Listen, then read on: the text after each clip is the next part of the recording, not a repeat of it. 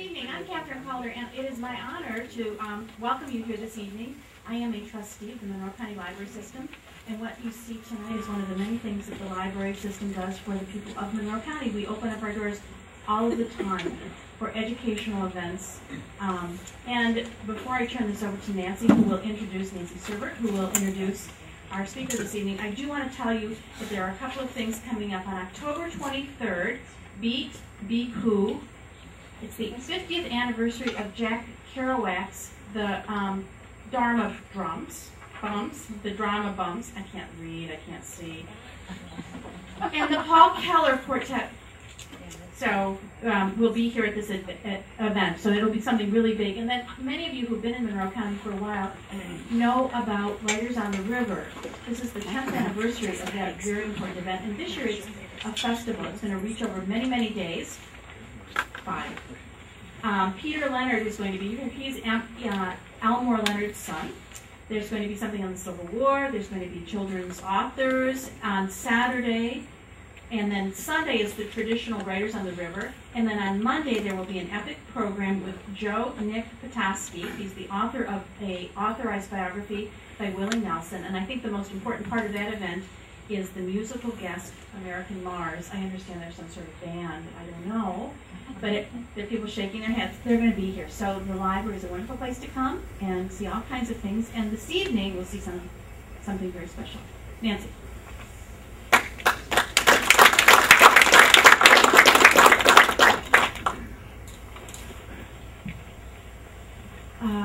A second welcome to you all. Thank you for coming out tonight. We have a lot of events going on in Monroe right now, and it's just lovely that you have, so many of you have come to our event tonight.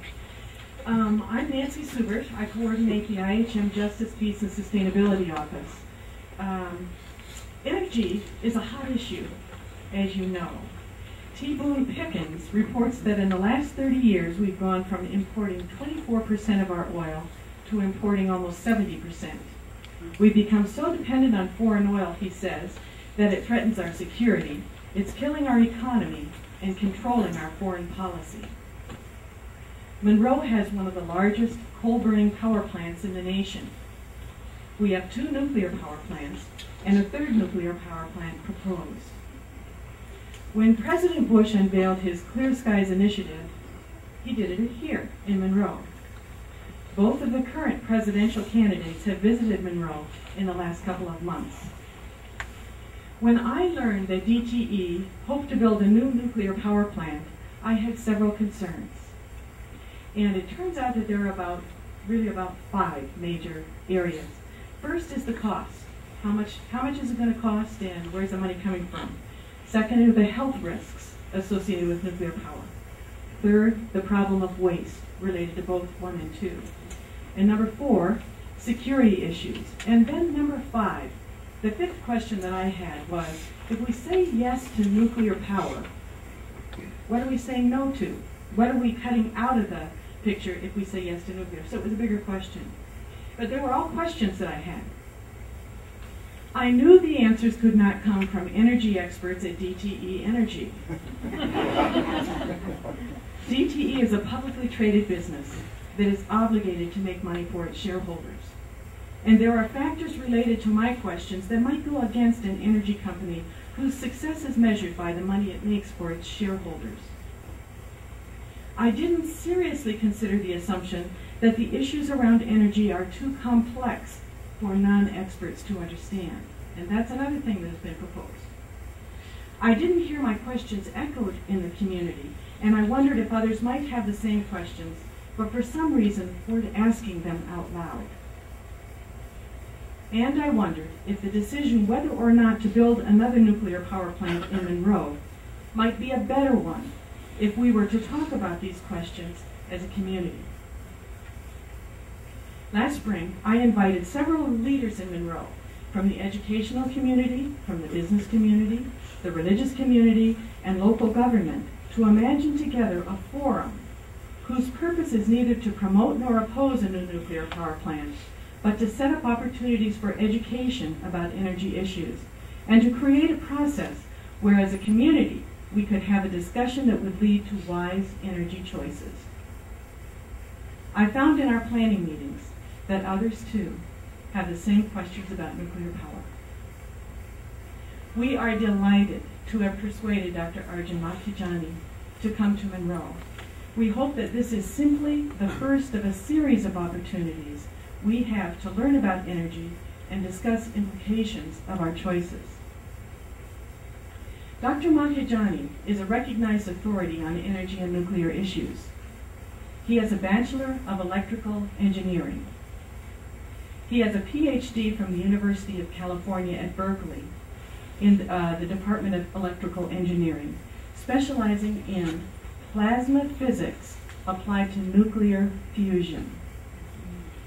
He is the principal author of the first study of energy efficiency potential of the U.S. economy and of the book, Carbon-Free and Nuclear-Free, a Roadmap for U.S. Energy Policy, the first study to show that it is technically and economically feasible to phase out fossil fuels and nuclear power, and a rallying point for groups advocating against a resurgence of nuclear power. Arjun was named a Plowshares Hero in 2006 for his work in nuclear armament. And last year, he was elected a Fellow of the American Physical Society. He has testified before Congress, consulted for numerous organizations, and appeared on local and national media, including 60 Minutes, All Things Considered, and CBS and ABC Evening News. Arjun is currently the president of the Institute for Energy and Environmental Research. This evening we'll have the presentation coming up next that Arjun will give, and then we have worked in a time for questions and answers and a little bit of time for community conversation, which is the purpose of the group that convinced Arjun to come here today. So Arjun, thank you very much for coming.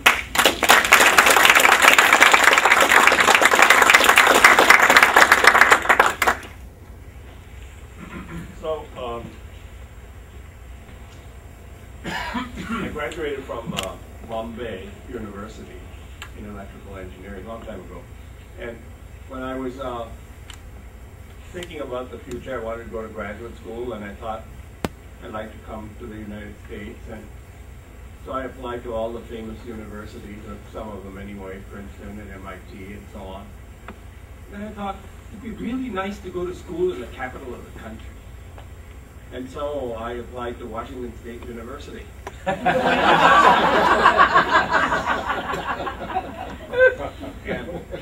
they gave me this wonderful assistantship, and I said yes. And then I tried to find Pullman, Washington on the map. I found I was 3,000 miles off. So I did my master's there, and then I did my doctorate at Berkeley. And as Nancy had told you, I did some of the early energy efficiency work. And the man on the left, a Jewish cowboy from Tennessee, he S. David Friedman. How many people have heard of him? Okay, I want to see. Okay, you should know of him if you're worried about energy. He's the father of energy policy in this country. He worked in the White House for President Johnson and Nixon in the 60s. And he thought the United States is importing too much oil, and we should see maybe if we can do things more efficiently and import less oil and be more secure and less polluting. And so my work caught his attention, and I went to Washington, D.C. I found and I told him near there now. And so I was kind of his right-hand man on energy efficiency, and I did a lot of the technical work. And the book we produced, A Time to Choose America's Energy Future, became President Carter's energy policy. And it's really the only energy policy we've ever had, unfortunately, since the first oil crisis. And the woman on the left is Helen Caldicott. And 2 years ago, at a conference sponsored by Dr. Caldicott, she's a pediatrician and a disarmament advocate and an environmental advocate. And she believes that the Earth is in intensive care. And I tend to agree with her. I think it's quite a good metaphor of where we are. And Dave made a speech at that conference in which he said, we should get rid of coal, we should get rid of nuclear, and we should get rid of oil, and we should go to solar. And it kind of shocked me. I'm an electrical